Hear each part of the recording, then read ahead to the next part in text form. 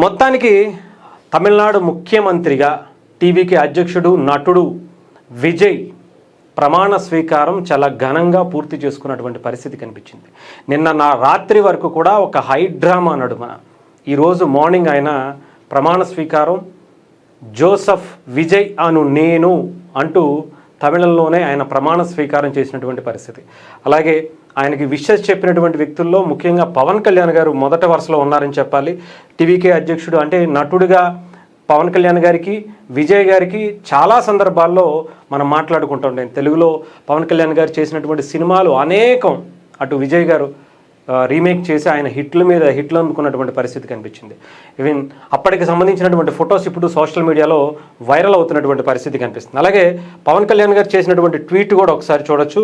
Heartful congratulations to TVK chief Thiru actor Vijay అని చెప్పి ఇక్కడ చెప్పడమే కాదు, తమిళనాడుకి సంబంధించినటువంటి ముఖ్యమంత్రిగా మీరు ప్రమాణ స్వీకారం చేస్తున్నందుకు కంగ్రాచులేషన్స్ చెబుతూ I wish you the new government will fulfil అని చెప్పి ఆయన మాట్లాడుతూ మంచి ట్రాన్స్పరెన్సీ గవర్నెన్స్తో పాటు తమిళనాడుని ప్రోగ్రెసివ్ గవర్నమెంట్గా ఇంకొంచెం ముందుకు తీసుకువెళ్లాల్సినటువంటి పరిస్థితి ఉంది, మీరు తీసుకువెళ్తారని నమ్ముతూ I wish the new government will fulfil the aspiration అని చెప్పేసి క్లియర్గా అక్కడ వాళ్ళ అంటే తమిళ ప్రజల యొక్క ఏవైతే వాళ్ళకి ఇచ్చినటువంటి వాగ్దానాలు ఉన్నాయో అవన్నీ కూడా మీరు ఫుల్ఫిల్ చేయాలి అని చెప్తూ transparent and progressive governance and lead Tamil Nadu towards great growth and prosperity అని చెప్పేసి ఆయన ఒక మెన్షన్ చేయడం జరిగింది. అంటే తమిళనాడుని అభివృద్ధి పదంలో ఇంకాస్త ముందుకు తీసుకువెళ్ళండి, తమిళ ప్రజల ఆకాంక్షను నెరవేర్చండి అని చెప్పి విజయ్ గారికి ఆయన వెల్కమ్ చెబుతూ అలాగే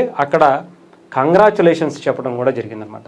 ఈయన అంటే ఈ రీసెంట్గా మనం చూస్తున్నాం పవన్ కళ్యాణ్ గారికి విజయ్ గారికి పోలికలు పోలుస్తూ పవన్ కళ్యాణ్ గారు కూడా ఆయన చూసి నేర్చుకోవాలని ఇంకొకటని చాలా రకాలుగా చాలామంది మాట్లాడుతున్నారు.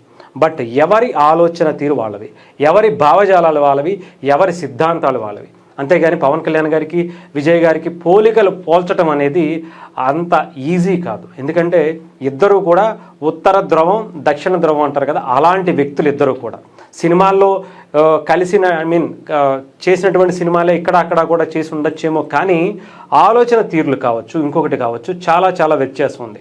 అలాగే టీవీకే అధ్యక్షులు విజయ్ గారు కూడా ప్రమాణ స్వీకారం చేసేటప్పుడు చాలా క్లియర్గా మెన్షన్ చేసుకుంటూ వచ్చారు. అసలు సిసలైనటువంటి సెక్యులర్ పార్టీగా నేను ముందుకు నడిపిస్తాను, కొత్త గవర్నెన్స్కి నేను ఇప్పుడు పునాది వేస్తున్నాను, ఈ రోజు నుంచి అసలు సిసలైనటువంటి గవర్నెన్స్ అంటే ఏంటో చూపిస్తాను అని చెప్పి ఆయన ప్రమాణ స్వీకారంలో చెప్పినటువంటి పరిస్థితి కనిపించింది. మరి చూడాలి ఇంకా అటు తమిళనాడుకు సంబంధించినటువంటి ప్రజలు అంటే ఇక్కడ చాలా క్లియర్గా తమిళనాడు ఇచ్చినటువంటి తీర్పు ఏదైతే ఉందో Congress party, DMK party, CPI party, TVC party అనేటువంటి పార్టీ వీళ్ళ నలుగురు కలిసి ఒక కూటమిగా ఏర్పడి వాళ్ళు ఓటమి చెందటం జరిగింది. కానీ విజయ్ గారు అత్యధికంగా సీట్లు రావడంతో ఎవరైతే డిఎంకే పార్టీతో ఉన్నటువంటి సిపిఐ, కాంగ్రెస్ లేదంటే టీవీసీ అనుకుంటా ఈ మూడు పార్టీలు ఆ పార్టీకి సంబంధించి ఆ కూటమికి ఓటు వేయినటువంటి ప్రజలకి ఇప్పుడు వాళ్ళ అక్కడ నుంచి ఇటుపక్కకి ట్రాన్స్ఫర్ అవ్వడం జరిగింది. అక్కడ వచ్చినటువంటి సీట్లతో టీవీకే అధ్యక్షుడు విజయ్ గారితో కలిసి గవర్నమెంట్ ఫామ్ చేయడం అనేది జరిగింది.